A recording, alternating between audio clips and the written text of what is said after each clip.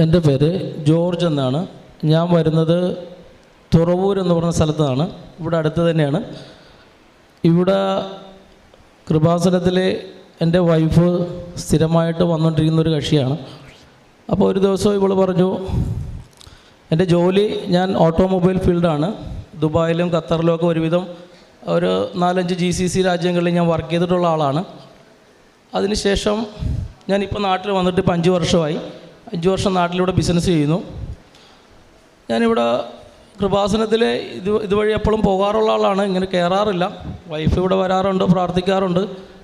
അപ്പോൾ എനിക്കൊരു ജോലി, കാനഡയിലെ ഒരു ജോലി ശരിയായി. ആ ജോലിക്ക് വേണ്ടി ഞാൻ അപ്ലൈ ചെയ്തു. ജോലി ശരിയായി, എനിക്ക് എല്ലാ കാര്യങ്ങളും റെഡിയായെന്ന് പറഞ്ഞതാണ്. പിന്നെ പെട്ടെന്ന് അവസാന നിമിഷമായപ്പോൾ, വിസ വരാനുള്ള സമയമായപ്പോൾ എനിക്ക് അവിടുന്ന് ഒരു മെയിൽ വന്നു, തൽക്കാലം പ്രോസസ്സിങ് നിർത്തിവെച്ച് എന്നും പറഞ്ഞ് എനിക്കൊരു മെയിൽ വന്നു. ഭയങ്കര നിരാശയായി. 2-3 ലക്ഷം രൂപയോളം ഞാൻ കൊടുത്ത് ജോലി കിട്ടിയില്ല. അത് ഭയങ്കര പ്രശ്നങ്ങളായിരുന്നു. അതിനുശേഷം വൈഫ് പറഞ്ഞു, നമുക്ക് കൃപാസനത്തിൽ പോയി ഒരു ഉടമ്പടി എടുക്കാം. അങ്ങനെ പറഞ്ഞ് ഞാനിവിടെ 2002 5-ാം മാസം 2002 ഞാനിവിടെ വന്നൊരു ഉടമ്പടി എടുത്ത് പ്രാർത്ഥിക്കാൻ തുടങ്ങി.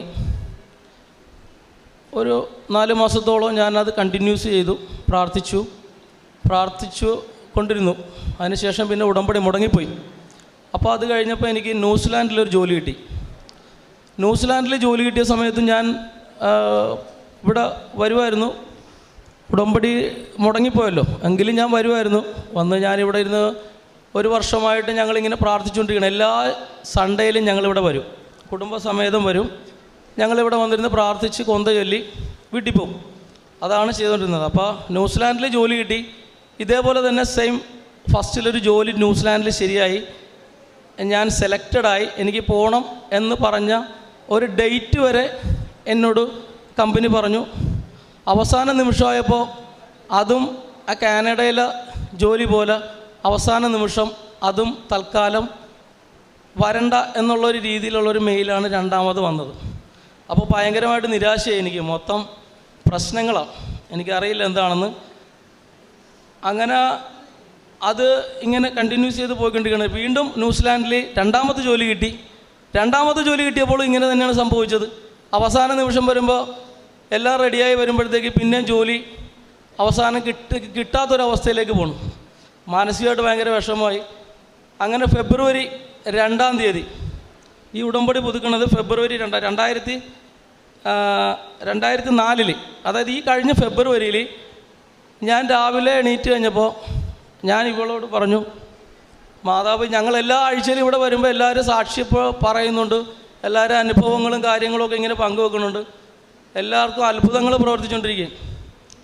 കഴിഞ്ഞ ഫെബ്രുവരി 2-ാം തീയതി ഞാൻ ഇവളോട് പറഞ്ഞു, രാവിലെ എണീറ്റപ്പോൾ ഞാൻ ഇവളോട് പറഞ്ഞു, മാതാവ് നമ്മുടെ കാര്യമൊന്നും നടത്തി തന്നെ ലക്ഷണമൊന്നും കാണുന്നില്ല, നമ്മൾ പ്രാർത്ഥിച്ചിട്ടും ഒരു ഫലം കിട്ടുന്നില്ലെന്ന് പറഞ്ഞു. 2-ാം തീയതി രാവിലെയാണ് ഞാൻ ഈ സംഭവം പറയുന്നത്. 2-ാം തീയതി രാവിലെ ഞാൻ എണീറ്റ് എൻ്റെ ഭാര്യയോട് ഇങ്ങനെ പറഞ്ഞപ്പോൾ, ഇത് പറഞ്ഞൊരു 10 മിനിറ്റ് കഴിഞ്ഞില്ല ഇവൾ എൻ്റെ അടുത്ത് പറഞ്ഞ വാക്ക് ഇതാണ്, എന്തായാലും ഉടമ്പടി എടുത്ത് പ്രാർത്ഥിച്ചതല്ലേ, നമുക്ക് ഒന്നുകൂടെ ഒന്ന് പുതുക്കാം, ഒന്നുകൂടെ പുതുക്കി ഒന്ന് പ്രാർത്ഥിക്കാമെന്ന് പറഞ്ഞു. ഇത് പറഞ്ഞപ്പോൾ ഞാനിവിടെ ഒരു കമ്പനി നടത്തിക്കൊണ്ടിരിക്കുകയാണ്. ഒരു ഓട്ടോമൊബൈൽ കമ്പനിയാണ്. അത് നടത്തിക്കൊണ്ടിരിക്കുക. 10-15 സ്റ്റാഫുണ്ട്. അത്യാവശ്യം നല്ല രീതിയിൽ കാര്യങ്ങളൊക്കെ പോകുന്നുണ്ട്. പക്ഷേ ഭയങ്കര ടെൻഷനാണ് ജോബ്.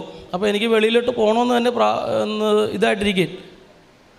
അങ്ങനെ 2-ാം തീയതി രാവിലെ ഇവൾ എന്നോട് പറഞ്ഞു, നമുക്ക് ഇന്ന് എല്ലാ തിരക്കുകളും മാറ്റിവെച്ച് കൃപാസനത്തിൽ പോയിട്ട് ഉടമ്പടി ഒന്ന് പുതുക്കാം, എന്നിട്ട് നമുക്കൊന്ന് പ്രാർത്ഥിച്ച് നോക്കാം, എന്തെങ്കിലും നടപടി ഉണ്ടാകുമെന്ന് പറഞ്ഞു. ഇത് പറഞ്ഞ് തീർന്ന് ഞാൻ ടോയ്ലറ്റിലോട്ട് കയറിയില്ല. അപ്പോൾ എനിക്ക് ന്യൂസിലാൻഡിൽ നിന്നൊരു കോൾ വന്നത് ഇങ്ങനെയാണ്, 1 അവർ ടൈമുണ്ട്, നിങ്ങൾ പെട്ടെന്ന് ഒരു ഇൻ്റർവ്യൂവിന് പ്രിപ്പയർഡ് ആകാൻ പറഞ്ഞു, ലൈവ് ഇൻ്റർവ്യൂ ആണ് എന്ന് പറഞ്ഞു. ഞാൻ ഉടനെ തന്നെ എൻ്റെ മോളെ വിളിച്ചു. എൻ്റെ മോളോട് പറഞ്ഞു, ഞങ്ങൾ താമസിക്കുന്നത് ഇപ്പോൾ ചേർത്തലയിലാണ്. ഞാനിപ്പോൾ ഇവളോട് പറഞ്ഞു, നമുക്ക് കൃപാസനത്തിലേക്ക് പോവാം, ഇൻ്റർവ്യൂ അവിടെ വെച്ചാകട്ടെ, 1 അവർ കൊണ്ട് ഇവിടുന്ന് ഒരു അരമണിക്കൂർ മതി. പെട്ടെന്ന് ഞാൻ റെഡിയായി. ഞാനും എൻ്റെ മോളും കൂടെ നേരെ കൃപാസനത്തിൻ്റെ വാതിക്കൽ വന്ന് കാറിൽ വന്ന് ഞാനവിടെ വണ്ടി നിർത്തി. ഞാൻ ഈ മാതാവിൻ്റെ നടയിൽ നിന്ന് പ്രാർത്ഥിച്ച് ഒരു 5 മിനിറ്റ് കഴിഞ്ഞപ്പോൾ വീണ്ടും എനിക്കൊരു കോൾ വന്നു. 15 മിനിറ്റ് ടൈമുണ്ട്, നിങ്ങൾ റെഡി അല്ലേ എന്ന് ചോദിച്ചു. അപ്പോൾ ഞാൻ പറഞ്ഞു, സാറേ ഞാൻ റെഡിയാണ്, ഓക്കെ ആണെന്ന് പറഞ്ഞു. അപ്പോൾ കൃപാസനത്തിൽ ഉടമ്പടി ചെയ്യുമ്പോൾ നമുക്കൊരു കാശ് രൂപം തരുമല്ലോ, അതെൻ്റെ കൈവശം ഉണ്ടായിരുന്നു. ഞങ്ങൾ കാറിലേക്ക് കയറി. ഞാൻ റെഡിയായിട്ടിരുന്നപ്പോൾ തന്നെ പെട്ടെന്നൊരു കോൾ വന്നു. അതൊരു കോൺഫറൻസ് കോളായിരുന്നു. 4-5 സായിപ്പന്മാരുണ്ടായിരുന്നു. അവർ കുറേ ചോദ്യങ്ങളൊക്കെ ചോദിച്ചു. ഒരു 30 മിനിറ്റ് ഇൻ്റർവ്യൂ.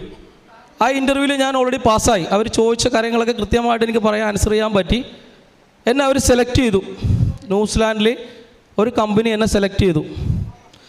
അങ്ങനെ ഞാൻ ഇവിടെ വന്നു. അപ്പം തന്നെ ഉടമ്പടി ഞാൻ പുതുക്കി. അന്നേ ദിവസം തന്നെയാണ് ഈ ഇൻ്റർവ്യൂ നടക്കണം. അന്നാണ് ഞാനിവിടെ ഉടമ്പടി പുതുക്കാൻ വേണ്ടി എൻ്റെ വൈഫ് പറയണതും ഞാനിവിടെ വരുന്നതും. ഉടമ്പടി എൻ്റെ ഇൻ്റർവ്യൂ കഴിഞ്ഞ് ഞാൻ സെലക്റ്റായി കഴിഞ്ഞപ്പോൾ അപ്പം തന്നെ ഞാനും മോളും കൂടെ വന്ന് ഇൻ്റർവ്യൂ ഇവിടെ ഉടമ്പടി പുതുക്കി. പിന്നെ അവരെൻ്റെ അടുത്ത് പറഞ്ഞ കാര്യം എന്ന് പറഞ്ഞാൽ, നമുക്ക് ജോലി കിട്ടി, നമ്മുടെ ലീഗൽ പ്രോസസ്സൊക്കെ ചെയ്യുന്നത് വേറെ കമ്പനികളാണ്. അപ്പോൾ അവർ ചോദിക്കണ എല്ലാ ഡോക്യുമെൻറ്റ്സും ഒരാഴ്ചക്കുള്ളിൽ കൊടുക്കണമെന്ന് പറഞ്ഞു. പെട്ടെന്ന് കാര്യങ്ങൾ ചെയ്യാൻ വേണ്ടി ഒരാഴ്ച കൊടുക്കണമെന്ന് പറഞ്ഞു. അപ്പോൾ ഞാൻ എൻ്റെ CV-യിൽ ഞാൻ ഖത്തർ എക്സ്പീരിയൻസ് മാത്രമേ കാണിച്ചിട്ടുള്ളായിരുന്നു. ഖത്തറിൽ ഞാൻ 12 വർഷം ജോലി ചെയ്ത ആളാണ്. അപ്പോൾ ഖത്തറിലുള്ള എല്ലാ ഡീറ്റെയിൽസും വേണം. PCC വേണം, പോലീസ് ക്ലിയറൻസ് പേപ്പർ വേണം, പിന്നെ എൻ്റെ ബാങ്ക് സ്റ്റേറ്റ്മെൻറ്റ് വേണം, എൻ്റെ കമ്പനിയുടെ കോൺട്രാക്റ്റ് വേണം, ഇതെല്ലാം വേണം. ഒരാഴ്ച സമയമുള്ളൂ. ഞാൻ ഉടനെ തന്നെ എൻ്റെ ഒരു ഫ്രണ്ട് ഖത്തറിലുണ്ട്, ഇവളുടെ ഒരു അങ്കിളുണ്ട്, അങ്കിളിനെ വിളിച്ചിട്ട് PCCയുടെ കാര്യം ചോദിച്ചു. അങ്കിളെ എനിക്ക് PCC വേണം, PCC ഇല്ലാതെ ഒന്നും നടക്കില്ല എന്ന് പറഞ്ഞു. അങ്ങനെ അങ്കിള് CID ഓഫീസിൽ പോയി PCCയുടെ കാര്യം ചോദിച്ചപ്പോൾ അവർ പറഞ്ഞു, തൽക്കാലം PCC ഖത്തർ ഗവൺമെൻറ് കൊടുക്കുന്നില്ല എന്നാണ് അവിടെ നിന്ന് കിട്ടിയ ആൻസർ. പിന്നെ ഞാൻ എൻ്റെ ഒരു ഫ്രണ്ടിനോട് ചോദിച്ചു. ഫ്രണ്ട് പറഞ്ഞു, PCC കിട്ടും, 1 ലക്ഷം രൂപ നമ്മൾ ഇവിടുത്തെ ഇന്ത്യൻ മണി കൊടുത്താൽ 1 ലക്ഷം രൂപ കിട്ടുമെന്നാണ് എൻ്റെ ഫ്രണ്ട് പറഞ്ഞത്. എൻ്റെ ഫ്രണ്ട് എറണാകുളത്തുള്ളതാണ്, നിയാസ് എന്നാണ് പേര്. പുള്ളി പറഞ്ഞത് 1 ലക്ഷം രൂപ നീ കൊടുത്താൽ നിനക്ക് ഖത്തർ PCC കിട്ടുമെന്ന് പറഞ്ഞു. ഞാൻ ഉടനെ തന്നെ ഭയങ്കര പ്രയാസത്തിലായി. ഞങ്ങൾ പ്രാർത്ഥിച്ച്, രണ്ടുപേരും കൂടെ പ്രാർത്ഥിച്ച് കഴിഞ്ഞപ്പോൾ എൻ്റെ മനസ്സിലൊരു തോന്നൽ, ഒന്ന് ഖത്തർ വരെ പോകാം എന്നങ്ങനെ വിചാരിക്കണത് തിങ്കളാഴ്ചയാണ്. ചൊവ്വാഴ്ച തന്നെ എനിക്ക് പെട്ടെന്ന് വിസ അവനെ അയച്ചു തന്നു. പെട്ടെന്ന് ടിക്കറ്റ് എടുത്തു. ഞാൻ ഖത്തറിൽ ചെല്ലുന്നത് ചൊവ്വാഴ്ച രാത്രി ഞാൻ ഖത്തറിൽ ഇറങ്ങി. എൻ്റെ അങ്കിൾ വന്നിട്ടുണ്ടായിരുന്നു. അങ്കിളും ഞാനും കൂടെ വീട്ടിൽ പോയി. പിറ്റേ ദിവസം രാവിലെ അവിടെ 6 മണിക്ക് ഓഫീസൊക്കെ സ്റ്റാർട്ടാവും. അപ്പോൾ ഞാനൊരു 5 മണിയായപ്പോൾ എണീറ്റു. ഒരു കൊന്ത ചൊല്ലി പ്രാർത്ഥിച്ച്, കൃപാസനത്തിലെ പ്രാർത്ഥന ചൊല്ലി ഞാൻ അങ്കിളിനോട് പറഞ്ഞു, അങ്കിളെ CID ഓഫീസിൽ പോകാമെന്ന് പറഞ്ഞു. ഞാനും അങ്കിളും കൂടെ CID ഓഫീസിൽ പോയി. ഞാൻ അവിടെ ചെന്ന് CID ഓഫീസിൽ അങ്കിൾ എന്നെ ഡ്രോപ്പ് ചെയ്തിട്ട് പോയി. അങ്കിൾ ഓഫീസിൽ പോകണം. അപ്പോൾ ഞാൻ അവിടെ നിന്നിങ്ങനെ CID ഓഫീസിൻ്റെ ഫ്രണ്ടിൽ, അപ്പോൾ ഇവിടുന്ന് തന്ന ഉപ്പുണ്ടായിരുന്നു. ഞാൻ ആ ഉപ്പ് ഒരു സ്വല്പം എടുത്ത് ആരും കാണാതെ ആ CID ഓഫീസിൻ്റെ വാതിക്കെ ഞാനിങ്ങനെ ചെറുതായിട്ടിട്ടു. ഞാൻ അവിടെ നിന്ന് ഒരു കൊന്ത 10 എണ്ണം ഞാൻ ചൊല്ലി. എന്നിട്ട് ഞാൻ നേരെ CID ഓഫീസിൻ്റെ അകത്തേക്ക് കയറി റിസപ്ഷനിൽ ചെന്നു. അവിടെ ചെന്നപ്പോൾ ഒരു സുഡാനി ഉണ്ടായിരുന്നു. ഞാൻ പുള്ളിയുടെ കാര്യങ്ങളൊക്കെ വളരെ വ്യക്തമായിട്ട് പറഞ്ഞു. അപ്പോൾ പുള്ളി എൻ്റെ ഡോക്യുമെൻറ്റ്സൊക്കെ ചെക്ക് ചെയ്തപ്പോൾ എൻ്റെ ID ഇല്ല. ഖത്തർ ID ഉണ്ട്, ഒരു ID കാർഡുണ്ട് നമ്മുടെ ഇവിടുത്തെ ആധാർ പോലെ. ആ ID കാർഡ് എൻ്റെ കയ്യിൽ നിന്ന് നഷ്ടപ്പെട്ടു പോയി. അത് 12 വർഷം മുമ്പാണ് ഞാൻ ഖത്തറിൽ ജോലി ചെയ്തത്. അതെൻ്റെ കയ്യിൽ ഇല്ലാതെ പോയി. അപ്പോൾ അതില്ലാതെ PCCക്ക് അപ്ലൈ ചെയ്യാൻ പറ്റില്ല എന്നാണ് ഫസ്റ്റ് പറഞ്ഞത്. ഞാൻ ആകപ്പാടെ വിഷമിച്ച്. അങ്ങനെ ഞാൻ ചോദിച്ചു, ഈ ഖത്തർ ID ഇനിയിപ്പോൾ എടുക്കണമെങ്കിൽ എന്ത് ചെയ്യണമെന്ന് വെച്ചാൽ പുള്ളി പറഞ്ഞു പാസ്പോർട്ട് ഓഫീസിൽ പോകണമെന്ന് പറഞ്ഞു. ഞാനങ്ങനെ തിരിച്ച് പാസ്പോർട്ട് ഓഫീസിൽ പോയി. അപ്പോൾ തന്നെ ഒരു പാകിസ്ഥാനിയുടെ ടാക്സി വിളിച്ചു. ഞാൻ പാസ്പോർട്ട് ഓഫീസിൽ ചെന്ന് അവിടെയും പാസ്പോർട്ട് ഓഫീസിൽ കയറുന്ന സമയത്തും ഞാൻ ഈ ഉപ്പ് അല്പം എടുത്ത് അവിടെ ഇട്ട് പ്രാർത്ഥിച്ചിട്ടാണ് ഞാൻ അതിനകത്ത് കയറിയത്. അപ്പോൾ ഒരു മലപ്പുറംകാരൻ ഒരു ഇക്കാനെ കണ്ട്, ഇക്കാട് കാര്യങ്ങളൊക്കെ ഞാൻ പറഞ്ഞു. അപ്പോൾ ഇക്കാട് ഞാൻ പറഞ്ഞു, ഒരാഴ്ചക്കുള്ളിൽ ഈ പേപ്പറെല്ലാം ശരിയായില്ലെങ്കിൽ എനിക്ക് ജോലി കിട്ടില്ല, അതുകൊണ്ട് വളരെ അത്യാവശ്യമാണ്. അപ്പോൾ അവരുടെ ടൈം ഓൾറെഡി കഴിഞ്ഞെന്നാണ് അവർ പറഞ്ഞത്. ചെറിയ സമയമുള്ളൂ പാസ്പോർട്ട് ഓഫീസിൽ. ഈ ID ഡിപ്പാർട്ട്മെൻറ്റിൽ വർക്ക് ചെയ്യുന്ന ആൾക്കാർക്ക് 2-3 മണിക്കൂർ മാത്രമേ എന്നൊക്കെ അവർ പറഞ്ഞത്. എനിക്കറിയില്ല. ഞാൻ പറഞ്ഞു, എങ്ങനെയെങ്കിലും എനിക്ക് ആ ID-യുടെ ഒരു കോപ്പി കിട്ടണം, കോപ്പി കിട്ടിയാൽ മാത്രമേ PCCക്ക് അപ്ലൈ ചെയ്യാൻ പറ്റുള്ളൂ എന്ന് പറഞ്ഞു. അങ്ങനെ പുള്ളി പറഞ്ഞു, നീ വെയിറ്റ് ചെയ്, അങ്ങോട്ട് മാറിയിരിക്കുക, ഞാനൊന്ന് ചെക്ക് ചെയ്യട്ടെന്ന് പറഞ്ഞു. ഞാൻ അവിടെ മാറിയിരുന്ന് ഞാൻ വീണ്ടും ഒരു കൊന്ത കൂടെ ഞാൻ ചൊല്ലി. ഭാഗ്യം എന്ന് പറയട്ടെ, മാതാവിൻ്റെ ഒരു അത്ഭുതമാണ് അവിടെ പ്രവർത്തിച്ചത്. പുള്ളി നോക്കിയപ്പോഴത്തേക്ക് എൻ്റെ 2007 അത് കഴിഞ്ഞിട്ട് ഇങ്ങോട്ട് കുറേ വർഷം ഞാൻ വർക്ക് ചെയ്തതാണ്. 2007 ഫസ്റ്റ് വർഷത്തെ ഒരു ID-യുടെ ഒരു കോപ്പി സിസ്റ്റത്തിൽ കിടപ്പുണ്ട് അവരുടെ. ഞാൻ പറഞ്ഞു അതെടുത്തതാ, ഞാൻ അതുമായിട്ടൊന്ന് ചെന്ന് നോക്കട്ടെ എന്ന് പറഞ്ഞു. അങ്ങനെ എനിക്ക് അവർ ആ ID-യുടെ കോപ്പി തന്നു. ഞാൻ ഇതുമായിട്ട് വീണ്ടും അപ്പം തന്നെ ആ പാകിസ്ഥാനിയുടെ വണ്ടിയിൽ തന്നെ ഞാൻ ഓടി, ഞാൻ CID ഓഫീസിൽ വന്നു. CID ഓഫീസിൽ വന്ന് ഇത് കൊടുത്തപ്പോൾ ഞാൻ പുള്ളിയോട് പറഞ്ഞു, സാറേ എനിക്ക് എങ്ങനെയെങ്കിലും ഇന്ന് തന്നെ ഈ പേപ്പർ ഒന്ന് സെറ്റ് ചെയ്ത് തന്നെ എന്ന് പറഞ്ഞു. അപ്പോൾ പുള്ളി എൻ്റെ അടുത്ത് പറഞ്ഞ കാര്യം ഇതാണ്, 7 വർക്കിംഗ് ഡേയിൽ 7 ദിവസം വർക്കിംഗ് ചെയ്തത് അത് കഴിഞ്ഞിട്ട് നിനക്ക് ഈ പേപ്പർ, അത് നിനക്ക് മെയിലിൽ വഴിയേ വരുള്ളൂ, കയ്യിൽ പേപ്പർ കൊടുക്കില്ല അവർ, നിനക്ക് മെയിൽ അയച്ചു തരുമെന്ന് പറഞ്ഞു. ഉടനെ ഞാൻ അകപ്പാടെ വിഷമമായി, നമുക്ക് ടൈമില്ലല്ലോ. അങ്ങനെ ഞാൻ പുള്ളിയോട് പറഞ്ഞു. അപ്പം ഞാൻ വളരെ വിഷമിച്ച് നിൽക്കുകയാണ്. വിഷമിച്ച് നിന്നത് ഞാനിങ്ങനെ നിന്ന് കൊന്ത ഒന്നുകൂടെ ചൊല്ലിയിട്ട് പുള്ളി എൻ്റെ അടുത്ത് ഞാൻ പറഞ്ഞു, ഒന്നുകൂടെ ഒന്ന് ട്രൈ ചെയ്യും, ഞാൻ വേണമെങ്കിൽ മുദീറിനെ കയറി കാണാം. CID ഓഫീസർ റാങ്ക് ലിസ്റ്റിലുള്ള ഒരാൾ, ആരോ ഒരു മുദീർ അതിനകത്ത് സൈൻ ചെയ്യണം. പുള്ളി ഓൾറെഡി അവിടെ ഉണ്ട്. ഞാൻ പറഞ്ഞു, സാറേ എനിക്കൊരു ചാൻസ് തന്നാൽ ഞാൻ കയറി പുള്ളീൻ്റെ അടുത്ത് സംസാരിക്കാം, എനിക്കൊരു അവസരം തരും. അപ്പോൾ പുള്ളി എൻ്റെ അടുത്ത് പറഞ്ഞു, അങ്ങനെയൊന്നും അവരെ കാണാൻ പറ്റത്തില്ല, അപ്പോയിൻമെൻറ്റ് എടുക്കണം, ഇതാണെന്നൊക്കെ പറഞ്ഞു. ഞാൻ പറഞ്ഞു, എൻ്റെ ആവശ്യം വളരെ അത്യാവശ്യമായതുകൊണ്ടാണ്, എനിക്കൊരു ചാൻസ് തന്നാൽ ജസ്റ്റ് ഒന്ന് ഞാൻ സംസാരിച്ചോട്ടെ എന്ന് പറഞ്ഞു. പുള്ളി പറഞ്ഞാൽ നടക്കില്ല എന്ന് പറഞ്ഞു. നീ പറഞ്ഞ് ഞാൻ അവിടെ മാറിയിരിക്കി, ഞാൻ നോക്കട്ടെ എന്ന് പറഞ്ഞ് എന്നെ അവിടെ മാറ്റിയിരുത്തി. ഒരു 10 മിനിറ്റ് കഴിഞ്ഞപ്പോൾ ഒരു 10-20 മിനിറ്റ് കഴിഞ്ഞപ്പോൾ ഇയാൾ എന്നെ ഓഫീസിലോട്ട് വിളിച്ചിട്ട് എനിക്ക് പുള്ളി ഇങ്ങനെ ഷൈക്ക് ഹാൻഡ് തന്നിട്ട് പറഞ്ഞ്, നീ ഭയങ്കര ലക്കാണ്, നിൻ്റെ പേപ്പർ കൊടുത്തപ്പോൾ തന്നെ പുള്ളി സൈൻ ചെയ്തെന്നാണ് പറഞ്ഞത്. പുള്ളി വേറെ ഒന്നും ചോദിച്ചില്ല. ഞാൻ കൊടുത്ത പേപ്പർ ആപ്ലിക്കേഷൻ ഫോമിൽ ഞാൻ ഇതെല്ലാം കൊടുത്തു കഴിഞ്ഞപ്പോൾ തന്നെ ഞാനപ്പോൾ അവിടെ നിന്ന് പ്രാർത്ഥിച്ചുകൊണ്ടിരിക്കുക. അപ്പോൾ പുള്ളി ഓൾറെഡി CID ഓഫീസർ, അതിനകത്ത് സൈൻ ചെയ്യേണ്ട വ്യക്തി ഓൾറെഡി സൈൻ ചെയ്തു. 7 ദിവസം കൊണ്ട് കിട്ടുള്ളൂ എന്ന് പറഞ്ഞ ആ PCCയുടെ സർട്ടിഫിക്കറ്റ് എനിക്ക് ഒരു ദിവസം പോലും സമയമില്ലാതെ ഒരു 5-6 മണിക്കൂർ പോലും സമയം എടുക്കുന്നതിന് മുമ്പ് തന്നെ എനിക്ക് ആ പേപ്പർ എൻ്റെ കയ്യിൽ കിട്ടി. സർട്ടിഫിക്കറ്റ് എനിക്ക് എഴുതി അവർ കയ്യിലാണ് തന്നത്. ഞാൻ അവിടെ നിന്ന് ശരിക്കും ഷോക്കടിച്ച പോലെ പോയി. കാരണം ഇവിടെ നിന്ന് ചോദിച്ചപ്പോൾ 1 ലക്ഷം രൂപയാണ് ആ പേപ്പറിന് പറഞ്ഞത്. 1 ലക്ഷം രൂപ വരും. അവിടെ ചെന്ന് കഴിഞ്ഞപ്പോഴത്തേക്ക് അങ്കിൾ ചോദിച്ചപ്പോൾ PCCയുടെ പേപ്പർ തരുന്നില്ല, ഖത്തർ ഗവൺമെൻറ് കൊടുക്കണില്ല എന്നൊക്കെ പറഞ്ഞ പേപ്പർ നിസ്സാര സമയം കൊണ്ട് ഞാൻ അവിടെ പോയിരുന്ന 2-3 കൊന്ത ചൊല്ലുന്ന എൻ്റെ ഒരു ഓർമ്മ. അത്രയും ചൊല്ലി കഴിഞ്ഞപ്പോഴത്തേക്ക് എനിക്ക് ആ പേപ്പർ കൃത്യമായിട്ട് ആ PCC എനിക്ക് എൻ്റെ കയ്യിൽ കിട്ടി. പിന്നെ എനിക്ക് അപ്പോൾ PCC റെഡിയായി. അടുത്ത സ്റ്റെപ്പെന്ന് പറഞ്ഞിട്ടുണ്ടെങ്കിൽ ബാങ്ക് സ്റ്റേറ്റ്മെൻറ്റ് വേണം. 12 വർഷത്തെ ബാങ്ക് സ്റ്റേറ്റ്മെൻറ്റ്, അതിനകത്ത് മിനിമം 6 മന്തെങ്കിലും ലാസ്റ്റ് വർക്ക് ചെയ്ത 6 മാസത്തെ ബാങ്ക് സ്റ്റേറ്റ്മെൻറ്റെങ്കിലും വേണം.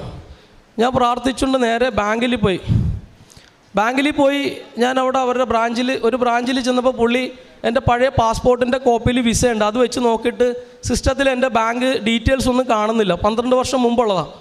അപ്പോൾ ഞാൻ ചോദിച്ചു, സാറേ എന്തെങ്കിലും വഴിയുണ്ടോ, ബാങ്ക് സ്റ്റേറ്റ്മെൻറ്റ് എന്തായാലും കിട്ടിയാലേ പറ്റുള്ളൂ, വിസ പ്രോസസ്സിങ്ങിന് ഇതിന് അത്യാവശ്യമായ ഒരു സാധനമാണ്, അപ്പോൾ അത് കിട്ടിയാലേ പറ്റുള്ളൂ എന്ന് പറഞ്ഞു. കാര്യം അതില്ലെങ്കിൽ നടക്കില്ല. അപ്പോൾ പുള്ളി പറഞ്ഞു, ഇതൊക്കെ 12 വർഷം മുമ്പുള്ള ഫയലൊക്കെ അവർ സിസ്റ്റത്തിൽ നിന്ന് മാറ്റിക്കളയും, പിന്നെ അത് വേറെ ഫയലിലോട്ട് അവർ മാറ്റും. അപ്പോൾ അത് എടുക്കണമെന്നുണ്ടെങ്കിൽ ഒരുപാട് IT സെക്ഷനിൽപ്പെട്ട മുതിർന്നവരുടെയൊക്കെ ഒരുപാട് സൈനുകളും കാര്യങ്ങളും അനുവാദങ്ങളും ഇല്ലാതെ അത് എടുക്കാൻ പറ്റില്ല എന്ന് പറഞ്ഞു. അവിടെയും ഭയങ്കര വിഷമമായി. ഞാൻ അങ്ങനെ പിന്നെയും പ്രശ്നങ്ങളിലേക്കാണ് പോണത്. പിന്നെ ഞാൻ അവിടെ ഇരുന്ന് ഇതേപോലെ ഒരു കൊന്ത ചൊല്ലി. അപ്പോൾ ഭയങ്കര തടസ്സങ്ങൾ പോലെ ഓരോ സ്ഥലത്ത് ചെല്ലുമ്പോഴും ഭയങ്കര. അപ്പോൾ ഞാൻ പുള്ളിയോട് പറഞ്ഞു, സാറേ ഇനി എന്തെങ്കിലും വഴിയുണ്ടോ, ആരെങ്കിലും നമ്മൾ കണ്ടിട്ടത് സ്റ്റേറ്റ്മെൻറ്റ് എടുക്കാനുള്ള എന്തെങ്കിലും ഒരു പോകും വഴിയുണ്ടോ എന്ന് ചോദിച്ചപ്പോൾ പുള്ളി എൻ്റെ അടുത്ത് പറഞ്ഞു, ഹെഡ് ഓഫീസിലോട്ട് ഞാൻ ഒരാളെ വിളിച്ചിട്ടുണ്ട്, നീ അയാളെ പോയി കാണണമെന്ന് പറഞ്ഞു.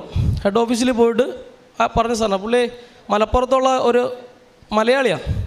പുള്ളീനെ പോയി കണ്ടപ്പോൾ ഞാൻ പുള്ളിയെടുത്ത് കാര്യങ്ങളെല്ലാം പറഞ്ഞു. പറഞ്ഞപ്പോൾ പുള്ളി പറഞ്ഞു, നീ ഇന്ന് പോയിട്ട് നാളെ വാ, ഞങ്ങളത് അവരുടെ ഫയലിൽ നിന്ന് അത് ഓപ്പൺ ചെയ്യണമെന്നെങ്കിൽ കുറേ ആൾക്കാരുടെ സൈൻ വേണം, അത് IT സെക്ഷനിലെ ആൾക്കാരൊക്കെ വന്നിട്ട് ഇത് ചെയ്യാൻ പറ്റുള്ളൂ എന്നൊക്കെ പറഞ്ഞ് നീ പോയിട്ട് വാ എന്ന് പറഞ്ഞു. നാളെ എന്തായാലും വാ, നമുക്ക് ആലോചിക്കാമെന്ന് പറഞ്ഞു, നോക്കട്ടെ അവരെന്താ പറയണമെന്ന് കേൾക്കട്ടെ എന്ന് പറഞ്ഞു.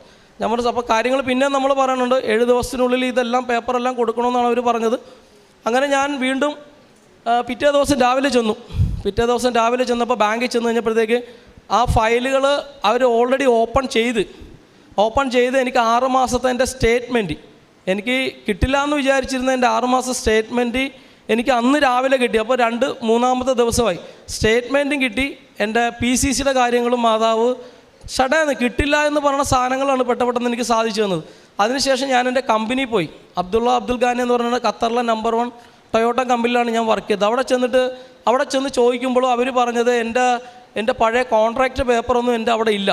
അതും അവർ ആദ്യമേ ഒറാക്കിളായിരുന്നു സിസ്റ്റം, പിന്നെ ഇപ്പോൾ സാപ്പിലേക്ക് മാറ്റിയപ്പോൾ സിസ്റ്റത്തിൽ നിന്ന് അതെല്ലാം പോയി. 12 വർഷമായെന്നൊക്കെ അവരും ഇങ്ങനെ തന്നെ പറഞ്ഞത്. അപ്പോൾ അതും വേണം, കമ്പനിയുടെ കോൺട്രാക്റ്റ് പേപ്പർ വേണം.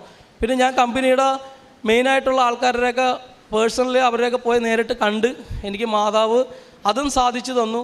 എൻ്റെ എല്ലാ കാര്യങ്ങളും സാധിച്ചു. ഞാൻ സാധാരണഗതിയിൽ ന്യൂസിലാൻഡിൻ്റെ വിസ പ്രോസസ്സിംഗ് എന്ന് പറഞ്ഞിട്ട് ഒരു 6 മന്താണ് പറയണത്. എൻ്റെ ഫ്രണ്ട്സൊക്കെ അവിടെ ഉണ്ട്, ഒരുപാട് ആൾക്കാർ അവിടെ ഉണ്ട്. അപ്പോൾ അവരൊക്കെ പറഞ്ഞത് ഒരു 6 മാസമെങ്കിലും മിനിമം എടുക്കും ഇതിൻ്റെ വിസ പ്രോസസ്സിങ്ങിന്. ഞാൻ കഴിഞ്ഞ ഈ ഫെബ്രുവരിയിൽ പകുതിയോടെ ഞാൻ എൻ്റെ എല്ലാ പേപ്പറുകളും ഖത്തറിൽ നിന്ന്, അതേപോലെ തന്നെ എൻ്റെ മെഡിക്കൽ തന്നത് ഖത്തറിലേക്കായിരുന്നു. എൻ്റെ മെഡിക്കൽ എനിക്ക് അവർ അയച്ചിരുന്നത് ഖത്തറിൽ തന്നെ മെഡിക്കൽ ചെയ്യണം എന്നാണ് അവർ പറഞ്ഞിരുന്നത്. ഖത്തറിൽ മെഡിക്കൽ കഴിഞ്ഞു. എൻ്റെ എല്ലാ പേപ്പറുകളും എനിക്ക് ഈ പറഞ്ഞ ദിവസത്തിനുള്ളിൽ എല്ലാം എനിക്ക് സാധിച്ചു കിട്ടി. ഞാൻ അങ്ങനെ ഇരുന്ന് പിന്നെ മിക്കവാറും ആഴ്ചയിൽ 2 ദിവസം കൃപാസനത്തിൽ രാവിലെ പാട് വരുന്നുണ്ട്. ഇവിടെ വെള്ളിയാഴ്ച പാട് ഞങ്ങൾ രാവിലെ ഇവിടെ എല്ലാ ദിവസവും വെള്ളിയാഴ്ച വരും, സൺഡേയിൽ വരുന്നുണ്ട്. കണ്ടിന്യൂസ് പ്രാർത്ഥനയായിരുന്നു, എത്രയും പെട്ടെന്ന് പോകണമെന്ന് പറയട്ടെ. ഞാൻ കൊടുത്തിരിക്കുന്നത് ഫെബ്രുവരിയിലാണ്. ഫെബ്രുവരി കഴിഞ്ഞ് പിന്നെ മാർച്ച്, ഏപ്രിൽ 3-ാം തീയതി, അതായത് ഈ കഴിഞ്ഞ ഏപ്രിൽ 3-ാം തീയതി എനിക്ക് വിസ വന്നു. എൻ്റെ വിസ എനിക്ക് സാധാരണഗതിയിൽ അവിടെ 2 ഇയേഴ്സാണ് വിസ അടിക്കണം എന്നാണ്. വർക്കിംഗ് വിസ അടിക്കണത് 2 വർഷമാണ് അടിക്കണത്. എനിക്ക് മാതാവ് 5 വർഷം വിസ അടിച്ചു. 5 വർഷത്തെ വിസ അടിച്ചു. ഞാൻ നാളെ 10 മണിക്ക് ഞാൻ ഈ കൊച്ചി എയർപോർട്ടിൽ നിന്ന് ഞാൻ നാളെ ന്യൂസിലാൻഡിലേക്ക് വേണം. ഞാനപ്പോൾ ഒരു കാര്യം ഇവിടെ പറഞ്ഞിരുന്നു, ഞാനിവിടെ വന്ന് എൻ്റെ കുടുംബവുമായിട്ട് ഞാനിവിടെ വന്നിരുന്ന് സാക്ഷ്യം മാതാവിനോട് പറയാം, എന്നിട്ട് ഞാനിവിടുന്ന് പോകുള്ളൂ എന്ന് പറഞ്ഞിട്ടാണ് ഞാൻ ഇവിടെ പ്രാർത്ഥന ആരംഭിച്ചത് തന്നെ. ആ പ്രതിജ്ഞ ഞാൻ ഇവിടെ നിറവേറ്റിയാണ്. എൻ്റെ കുഞ്ഞുങ്ങളും എൻ്റെ ഭാര്യ എൻ്റെ കൂടെ ഉണ്ട്. അവർ ഞങ്ങളുടെ ആ ശക്തമായ പ്രാർത്ഥനയിൽ സംഭവിച്ച കാര്യങ്ങളാണ്. ഞാനിവിടെ വന്നു കഴിഞ്ഞാൽ ആ മൂലക്കാണ് ഞാൻ നിൽക്കാറുള്ളത്. ആ കോർണർ കൊണ്ട് ഞാനവിടെ ചാരി നിന്ന് പ്രാർത്ഥിച്ചിട്ടും പോണ ഒരാളായിരുന്നു.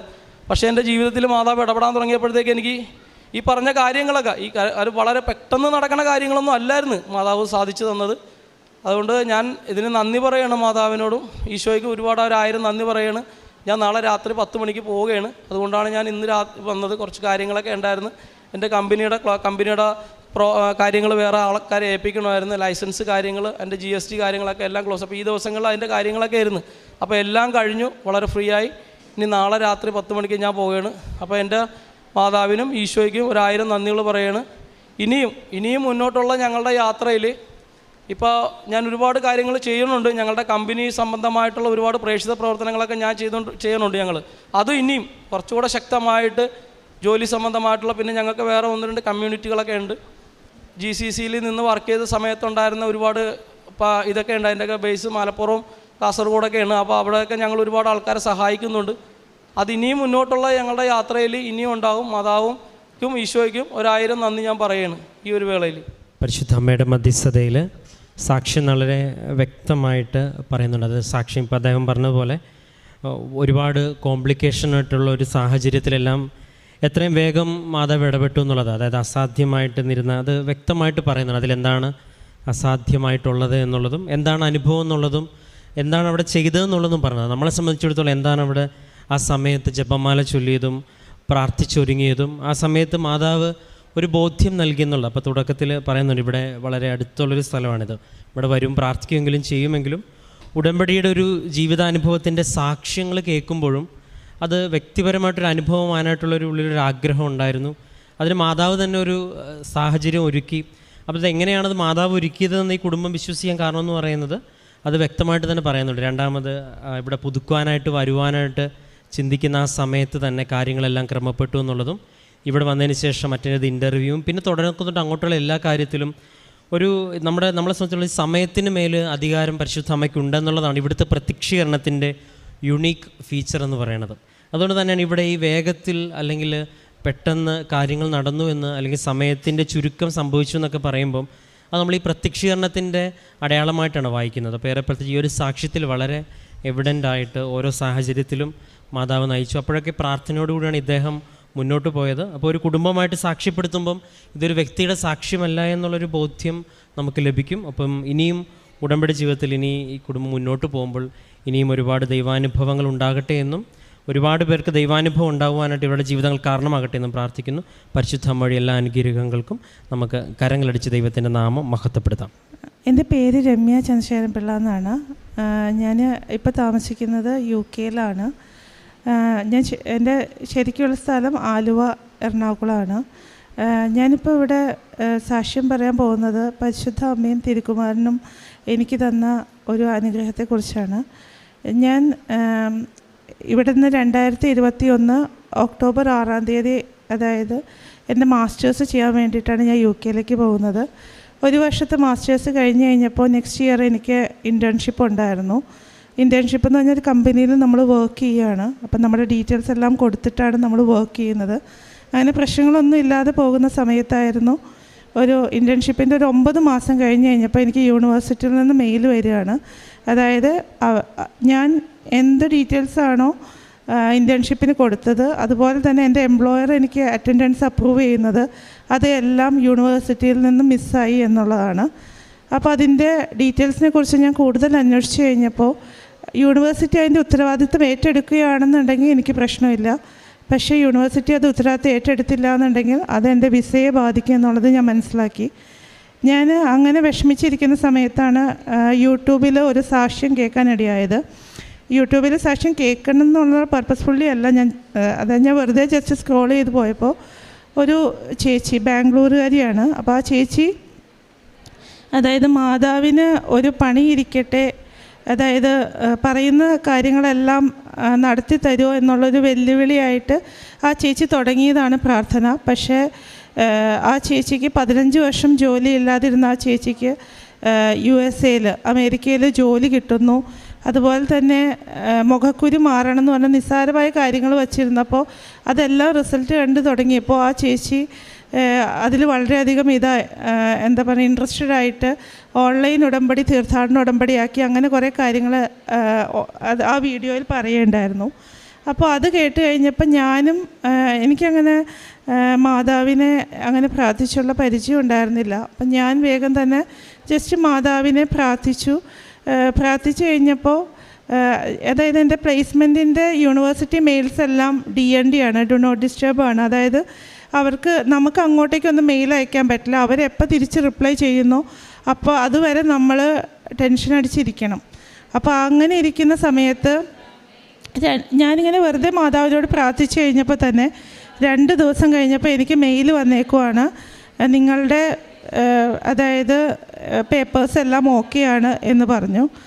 അങ്ങനെ ആ ഒരു കാര്യം ഓക്കെ ആയതോടുകൂടി പിന്നെ ഞാൻ ഈ ഉടമ്പടി പ്രാർത്ഥനയ്ക്ക് വേണ്ട കാര്യങ്ങൾ ഓൺലൈനിൽ എന്തൊക്കെ ചെയ്യണം അങ്ങനെയുള്ള കാര്യങ്ങളെല്ലാം ഞാൻ നോക്കാൻ തുടങ്ങി.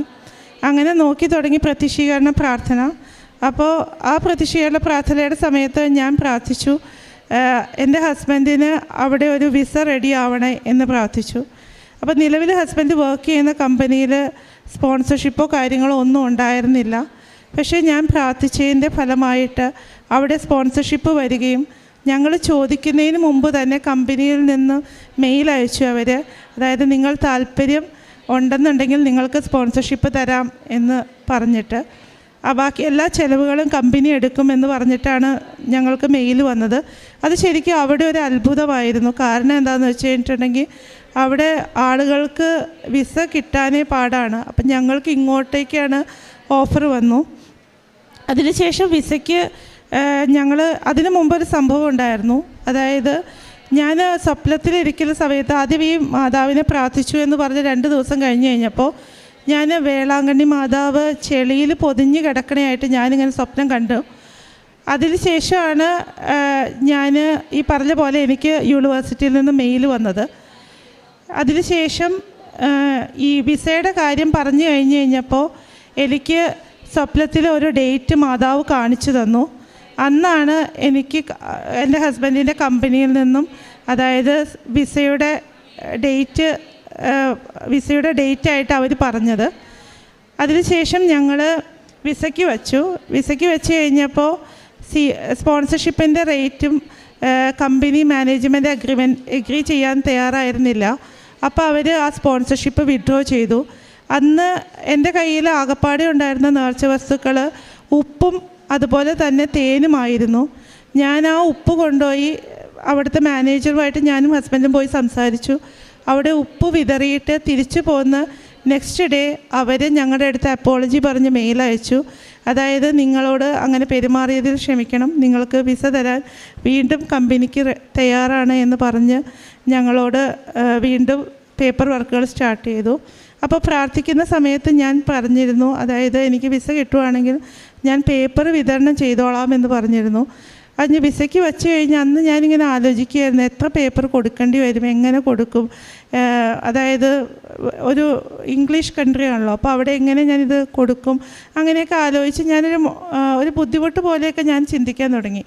അപ്പോൾ ആ സമയത്ത് ഞാൻ നോക്കുമ്പോൾ ഞങ്ങൾ 5 ദിവസം കൊണ്ട് വെച്ച വിസ 2 മാസമായിട്ട് വരാൻ പറ്റില്ല. അപ്പോൾ എനിക്ക് മനസ്സിലായി എൻ്റെ ആ ഒരു ചിന്ത മാതാവ് അറിഞ്ഞിട്ടുണ്ട്, അതുകൊണ്ടാണ് എന്ന് മനസ്സിലാക്കി. ഞാൻ ഇവിടുന്ന് പേപ്പർ മേടിച്ച് ഇവിടുത്തെ DPD കൊറിയർ വഴി ഞാൻ UK എത്തിച്ച് ആദ്യത്തെ ദിവസം കൊടുത്ത ദിവസം തന്നെ അവിടുത്തെ UKVIയിലെ ഓഫീസറുമായിട്ട് കോണ്ടാക്ട് ചെയ്യാനുള്ള ഒരു വഴി എനിക്ക് തെളിഞ്ഞു കിട്ടി. അതിനുശേഷം ഞാൻ പത്രം മുഴുവൻ കൊടുത്തു. 2 ദിവസം കഴിഞ്ഞ് പത്രം മുഴുവൻ കൊടുത്ത അതിൻ്റെ നെക്സ്റ്റ് ഡേ എനിക്ക് വിസ അപ്രൂവായി തീരുകയും ചെയ്തു. ഇതെല്ലാം എനിക്ക് ലഭിച്ച അനുഗ്രഹങ്ങളെല്ലാം എൻ്റെ ഓൺലൈൻ ഉടമ്പടിയിൽ കൂടിയാണ്. ഞാൻ ആദ്യമായിട്ടാണ് ഇവിടെ വന്നിട്ട് തീർത്ഥാടന ഉടമ്പടി എടുക്കുന്നത്. പിന്നെ അത് കൂടാതെ തന്നെ നിരവധിയായിട്ടുള്ള അനുഗ്രഹങ്ങളുണ്ട്. സാമ്പത്തികമായിട്ടും നമ്മൾ എന്തെങ്കിലും ഒരു കാര്യത്തിൽ സ്ട്രഗിൾ ചെയ്യുന്ന സമയത്ത് നമുക്ക് ഫിനാൻഷ്യലി ആയിട്ടും അതുപോലെ തന്നെ ഞാൻ എല്ലാ കാര്യങ്ങൾക്കും വളരെയധികം ടെൻഷൻ അടിച്ചിരുന്ന ആളായിരുന്നു. പക്ഷേ ഇപ്പം എന്നെ സംബന്ധിച്ച് എനിക്ക് പേടിയില്ല, കാരണം മാതാവ് കൂടെയുണ്ട്. കാരണം മാതാവ് ഒരുപാട് അനുഗ്രഹങ്ങൾ എനിക്ക് വാരിക്കോരി തരുന്നുണ്ട്. ആ ഒരു വിശ്വാസത്തിലാണ് ഇരിക്കുന്നത്. എൻ്റെ മകനും അതുപോലെ തന്നെ അതായത് മാതാവിനെ പ്രാർത്ഥിച്ചതിന് ശേഷം ഒരുപാട് കാര്യങ്ങളിൽ അവൻ ഇമ്പ്രൂവ്മെൻറ്റ് കാണിക്കുകയുണ്ടായിരുന്നു. അങ്ങനെ മൊത്തം ഞാനും എൻ്റെ ഹസ്ബൻഡും കുടുംബവും എല്ലാവരും ഇപ്പോൾ മാതാവിൻ്റെ പ്രാർത്ഥനയും കാര്യങ്ങളും എല്ലാമായിട്ട്. അതുപോലെ തന്നെ പ്രേക്ഷിത പ്രവർത്തനം, പത്രവിതരണം ഉണ്ടായിരുന്നു. അതുപോലെ തന്നെ കാരുണ്യ പ്രവൃത്തി ഉണ്ടായിരുന്നു. ആദ്യമായിട്ട് ഞാൻ ഇവിടെ വന്നിട്ട് ഉടമ്പടി എടുക്കുന്നത് ഞാൻ ഓൺലൈൻ ഉടമ്പടിയായിരുന്നു. ഓൺലൈൻ ഉടമ്പടിയിൽ പറഞ്ഞിരുന്ന നിബന്ധനകളെല്ലാം തന്നെ ഞാൻ പാലിച്ചിട്ടുണ്ട്. ഇന്ന് വന്ന് അപ്പോൾ ആ സമയത്ത് വിസയൊക്കെ കിട്ടാതെയുള്ള സമയത്ത് ഞാൻ ആഗ്രഹിച്ചിട്ടുണ്ട് ഇവിടെ വന്ന് മാതാവിനെ ഡയറക്റ്റായിട്ടൊന്ന് കണ്ട് പ്രാർത്ഥിച്ചെങ്കിൽ. ഈ പറഞ്ഞ സിസ്റ്ററും അച്ഛനും ജോസഫ് അച്ഛനും എല്ലാം എനിക്ക് സ്ക്രീനിൽ, അതായത് മൊബൈലിൽ മാത്രം ഒതുങ്ങിയിരുന്ന ആൾക്കാരായിരുന്നു. പക്ഷേ ഇവിടെ വന്നു കഴിഞ്ഞപ്പോഴാണ് ഞാൻ ഇത്രയും തിരക്കും കാര്യങ്ങളൊക്കെ അറിഞ്ഞതും അവിടെ ഓൺലൈൻ ഉടമ്പടി എടുത്ത് എത്ര വലിയ അനുഗ്രഹമാണ് എനിക്ക് കിട്ടിയത് എന്ന് മനസ്സിലാക്കിയതും.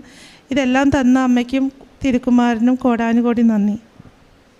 വിശുദ്ധ ഗ്രന്ഥത്തിൽ 139 സങ്കീർത്തനം ഇപ്രകാരം നമ്മോട് അരുളി ചെയ്യുന്നു: കർത്താവെ, അവിടുന്ന് എന്നെ പരിശോധിച്ചറിഞ്ഞിരിക്കുന്നു.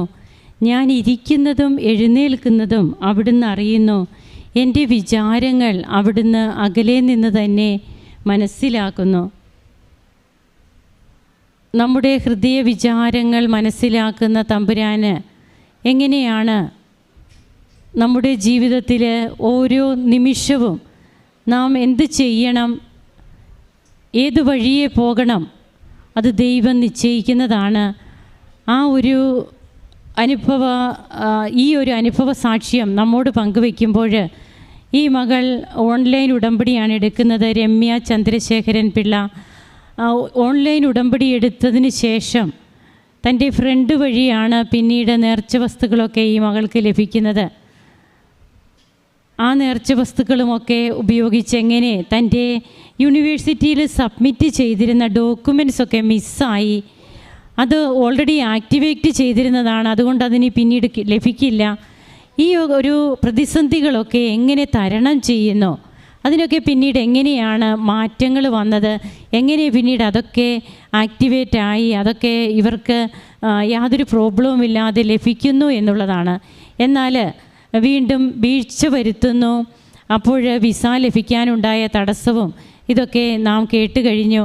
പിന്നീട് എങ്ങനെ വിസ ലഭിക്കുകയും പ്രേക്ഷിത പ്രവർത്തനം നടത്തുവാനൊക്കെയുള്ള തീക്ഷ്ണത പിന്നീട് ഉണ്ടാവുന്നു. അങ്ങനെ നമ്മെ കണ്ടുകൊണ്ടിരിക്കുന്ന ദൈവം നാം ഒരിക്കലും ഒരു ഫേക്ക് ആകരുത് എന്ന് ബഹുമാനപ്പെട്ട VP ജോസഫ് അച്ഛൻ പറയാറുണ്ട്. ദൈവ തിരുമുമ്പിൽ നമുക്കൊരു ഫേക്ക് അക്കൗണ്ട് ആകരുത്. ഉണ്ടാകുന്നത് നാം എപ്പോഴും ക്ലിയർ ആയിരിക്കണം, ഒരു തുറന്ന പുസ്തകം പോലെ. തമ്പുരാന് നമ്മുടെ മുൻപിൽ, തമ്പുരാനോട് ഒളിക്കുവാൻ നമുക്കൊന്നുമില്ല. നാം എന്താണെന്ന് അറിയുന്ന ദൈവത്തിൻ്റെ മുമ്പിലാണ് നാം നിൽക്കുന്നത്. നാം ഉടമ്പടി എടുത്ത് ഉടമ്പടി വിശ്വസ്തവും സത്യസന്ധവുമായിട്ട് മുമ്പോട്ട് കൊണ്ടുപോകുമ്പോൾ ആ ഉടമ്പടിയിലൂടെ നമുക്ക് ഫലങ്ങൾ ലഭിക്കും.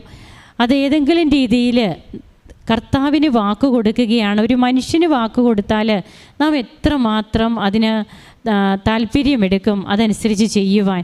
അല്ലെങ്കിൽ നമുക്ക് തന്നെ ബുദ്ധിമുട്ടാണ്. അപ്പോൾ നാം ദൈവത്തോട് വാക്ക് കൊടുക്കുമ്പോൾ അമ്മയുടെ മധ്യസ്ഥതയിലാണ് നാം കർത്താവിന് വാക്ക് കൊടുക്കുന്നത്, കർത്താവിനോട് ഉടമ്പടി ചെയ്യുന്നത്. അത് നാം ഏറ്റവും നന്നായിട്ട് ചെയ്യേണ്ടതല്ലേ? അങ്ങനെ ഈ മകള് തനിക്ക് ആദ്യമായിട്ടാണ്, അമ്മയെക്കുറിച്ച് അറിയില്ല, ഈശോയെക്കുറിച്ച് അറിയില്ല, എന്നാൽ താൻ ഒരു സാക്ഷ്യം കണ്ടു. ആ സാക്ഷ്യത്തിലൂടെ ഈ മകൾക്ക് എന്നാൽ ഇനി ഞാനും ഒരു ഓൺലൈൻ ഉടമ്പടി എടുക്കാം, പ്രതിസന്ധി ഘട്ടങ്ങളിൽ എനിക്കും ഇത് സഹായകമാകും, ആ ഒരു ചിന്ത വരികയാണ്. അതുകൊണ്ടാണ് നാം ഉടമ്പടി സാക്ഷ്യങ്ങളൊക്കെ മറ്റുള്ളവർക്ക് ഷെയർ ചെയ്യണമെന്ന് പറയുക. അങ്ങനെ അമ്മയുടെ ദർശനവും ഈ മകൾക്കുണ്ടായി എന്നാണ് പറയുക. ആ അമ്മയെ സ്വപ്നത്തിൽ കാണാൻ പറ്റി എന്ന് പറയുന്നു. അതിനുശേഷമാണ് പിന്നീട് ബാങ്കിൽ നിന്ന് വിളിച്ച് വിസയ്ക്കുണ്ടായിരുന്ന തടസ്സങ്ങളൊക്കെ പിന്നീട് മാറുന്നത് എങ്ങനെയാണ് എന്നുള്ളതാണ് നാം കേട്ടത്.